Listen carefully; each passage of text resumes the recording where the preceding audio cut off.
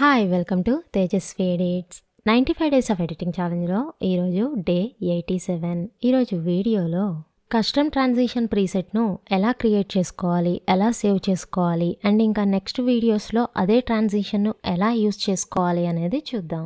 So దానికోసం నేను ఎఫెక్ట్స్లోకి వెళ్ళేసి ట్రాన్సిషన్ అప్లై చేస్తాను. ఫర్ ఎగ్జాంపుల్ బ్లర్ డిజాల్వ్ తీసుకుంటున్నా, అప్లై చేశాను.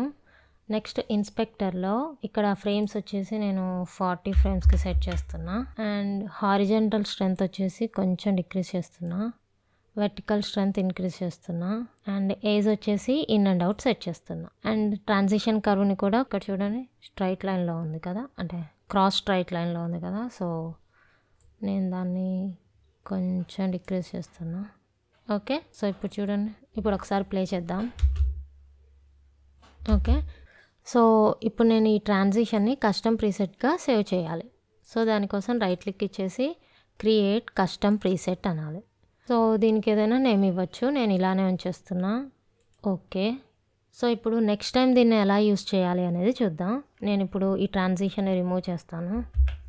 ఓకే, ప్రీసెట్ అని సెట్ చేస్తున్నా. ఇక్కడ చూడండి బ్లర్ డిజాల్వ్ ప్రీసెట్, సో దాన్ని అప్లై చేస్తున్నా. సో ఇప్పుడు చూడండి ఇందాక మనం సెట్ చేసిన frame rate, horizontal strength, vertical strength, but age మాత్రం ఎవ్రీ టైం మనం మార్చుకోవాలి. అది కాకుండా రిమైనింగ్ అన్నీ సేమ్ ఉంటాయి. సో ఈ విధంగా మనం క్రియేట్ చేసిన ట్రాన్సిషన్ని ప్రీసెట్గా సెట్ చేసి నెక్స్ట్ అదర్ వీడియోస్కి కూడా సేమ్ ట్రాన్సిషన్ని యాడ్ చేసుకోవచ్చు.